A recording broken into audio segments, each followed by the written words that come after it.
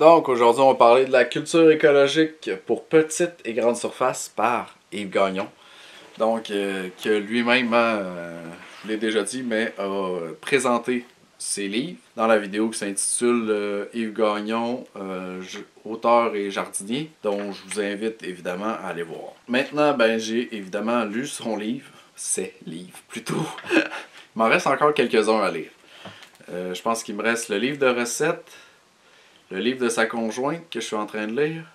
Qu'est-ce qu'il me reste? Peut-être un autre. Ouais, la culture légumière. Ouais.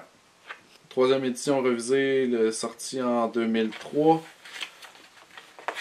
Mais la première, je me souviens plus là.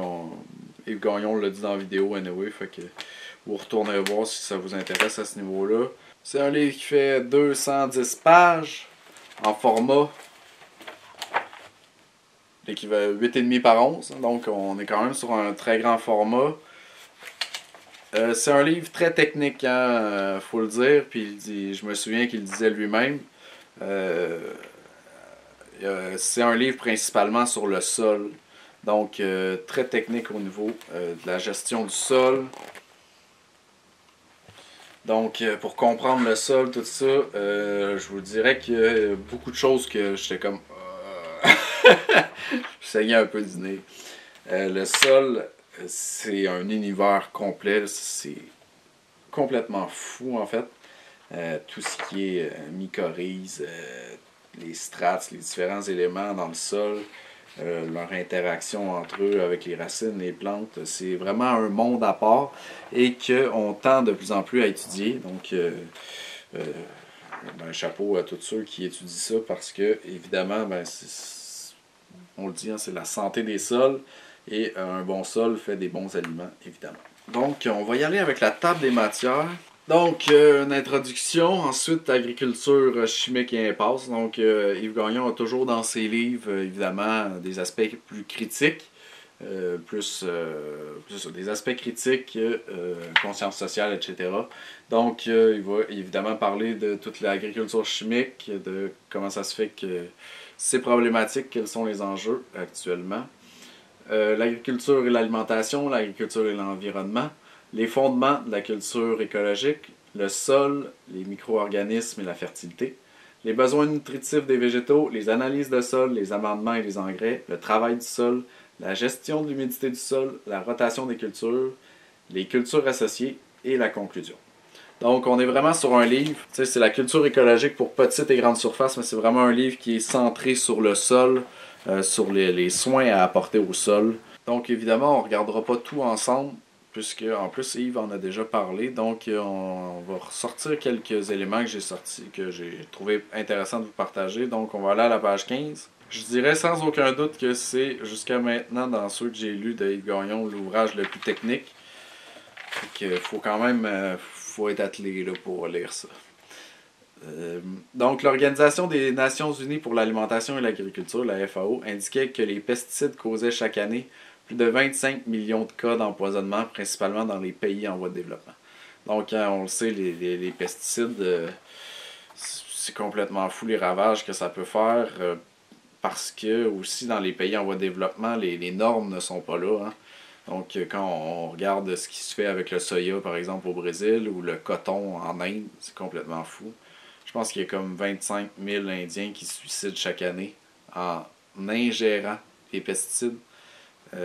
C'est complètement dégueulasse. Il n'y a pas d'autre mot vraiment pour ça. Page 88, hein, la microfaune. Donc, il va distinguer c'est quoi la microfaune, puis il va, dans le fond, nous dire les vers de terre, les anthropodes, la microfaune, les algues, il va ensuite parler de la microflore du sol, les algues, les champignons, etc. Donc, pour ce qui est de la microfaune, consiste tous les animaux du sol qui mesurent plus de 2 mm. Donc, on en retrouve de 500 à 5000 kg à l'hectare. C'est quand même impressionnant. C'est tous des éléments, ça, le sol, c'est tous des éléments qu'on voit pas. Puis c'est, je pense, pour ça que, pas que ça n'a pas intéressé les gens, mais que c'est difficile de stimuler l'intérêt pour ça. Parce que ce qu'on ne voit pas, on le comprend évidemment pas. il faut y croire. Mais donc on n'avait pas les outils pour le voir. Fait que là, on le voit de plus en plus. Fait qu'on le comprend de plus en plus également. Page 140, les engrais verts, ça c'est quelque chose, je trouve que Yves Gagnon maîtrise absolument très bien. On l'a vu dans la vidéo chez lui. L'utilisation d'engrais verts avec son sarrasin, son avoine, tout ça, c'est des paillis végétales. C'est vraiment très beau, très efficace. Je trouve que... Alors évidemment, il y a une bonne gestion à faire là-dedans. Mais je trouve que, on dirait que dans ce que j'ai vu jusqu'à présent, je trouve que c'est le summum. C'est vraiment le top de ce que j'ai vu pour en matière écologique, efficacité, tout ça, ça fait de l'engrais pour le sol. Donc évidemment, c'est plus de gestion. Il faut être bien séquencé. Mais je trouve que, je dirais que c'est un art. Ça me semble être un art vraiment. Moi, je trouve que c'est quelque chose de particulièrement intéressant. Évidemment, on ne peut pas toujours faire ça, là, ça demande quand même beaucoup de temps. Mais bref, il va nommer toutes les espèces qu'il utilise comme engrais verts. Donc sarrasin, avoine, orge, millet japonais, raigrasse, le seigle d'automne, légumineuses, févrole, pois à vache, luzerne, trèfle blanc, trèfle rouge, trèfle mielo. Trèfle rouge, ça, on l'avait vu avec Louis-Philippe, nouveau paysan. Donc trèfle mielo. Les crucifères, le colza, la moutarde, le kale, radis fourragé, donc il y a d'autres plantes aussi qui peuvent être utilisées, tournesol, facélie, sorgho. Puis il va au fond décrire quel intérêt particulier. Donc lui, on va regarder le sarrasin parce que c'est sa plante favorite. Sarrasin puis avoine, il me semble. Mais sarrasin, ça il me l'a dit. Donc le recours au sarrasin comme engrais vert fait partie de la tradition culturelle québécoise.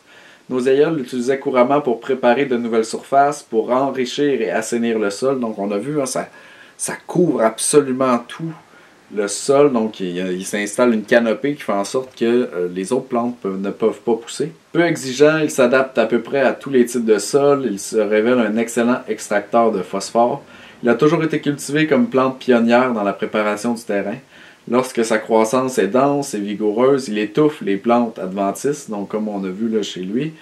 Son principal inconvénient réside dans sa sensibilité au gel, donc il doit être semé lorsque les dangers de gel sont passés et on l'enfouit généralement au début de la floraison. Puis là, il va dire que ça prend 1 kg par 100 mètres carrés ou 60 kg par hectare. Donc, il va avoir, évidemment, c'est le même principe. On va dire quel avantage, quel inconvénient également, pour ces types d'engrais verts-là. 150, on va aller au purin. C'est quelque chose que j'aimerais beaucoup faire avec lui, qui nous présente, en fait, les différents types de purins. Si tu écoutes cette vidéo, Yves, dis-moi là, je vais venir chez vous, puis on va faire ça. Bref, l'utilisation des purins, il va nommer toutes les espèces, absinthe, bardane, consul de Russie, etc. Puis il va indiquer leur rôle, quel rôle ce purin-là apporte. Puis leur utilisation, en vaporisation, en fertigation, avec le ratio de 1, par exemple, c'est souvent 1 pour 30, donc 1 litre pour 30 litres d'eau. Il va parler évidemment de tous les engrais. On est vraiment sur tout ce qui est le sol et le travail du sol. Donc on va regarder un peu. Donc il va parler de la sous-soleuse, du chisel. Donc il parle quand même beaucoup aussi de tout ce qui est mécanisation. Hein. Il n'y a pas juste la grelinette dans la vie. Puis évidemment la moto-bêcheuse. Il va parler de ce qu'on peut faire avec un travail manuel. Mais évidemment, c'est beaucoup plus fastidieux. Oh mon Dieu! Le tombereau, les outils, donc tous les outils qui sont utilisés au jardin. Maintenant, pour vous donner une idée, j'espère que ça ne vous fera pas peur, mais du caractère technique, le calcul de l'eau facilement utilisable. Donc, on va y aller. Pour connaître l'eau facilement utilisable, qui va appeler le EFU, donc eau facilement utilisable, par une plante dans un type de sol donné, on peut faire le calcul suivant. Donc, l'eau facilement utilisable est égale à la réserve facilement utilisable fois les profondeurs de la racine. Donc pour le chou, dont la profondeur de la racine est de 0,5 m et dont la réserve facilement utilisable en sol à texture fine est de 90 mm par mètre. Voir le prochain tableau. Donc on a tout le tableau ici là, qui va nous le décrire avec haricot. On va avoir en fait toutes les espèces, la profondeur d'enracinement, le type de sol, puis bref, toutes les données pour pouvoir faire les calculs. L'eau facilement utilisable représente donc 90 mm par mètre fois 0,5 m, donc les racines, égale 45 mm. Donc, pour la culture du chou dans un sol à texture fine, si on calcule que l'évapotranspiration équivaut à une moyenne de 5 mm par jour, la RFU, donc réserve facilement utilisable, peut durer 9 jours. S'il n'a pas plu après 9 jours, on devra irriguer. Dans un sol sableux, la réserve RFU, donc la réserve facilement utilisable, n'étant que de 30 mm par mètre, à cause de la faible capacité de rétention d'eau, l'eau facilement utilisable par le chou sera égale à 30 mm par mètre fois 0,5 m est égal à 15 mm. Donc la réserve facilement utilisable va durer que 3 jours. Donc, bien évidemment, hein, c'est d'où l'importance d'avoir un sol qui a une très grande capacité, de l'enrichir, qui a une très grande capacité à préserver, à garder l'eau, puis d'avoir des moyens également qui conservent l'humidité dans le sol. Donc, évidemment, ouvrage très technique sur les sols par Yves Gagnon. Donc, la culture écologique pour petites et grandes surfaces. Bonne lecture.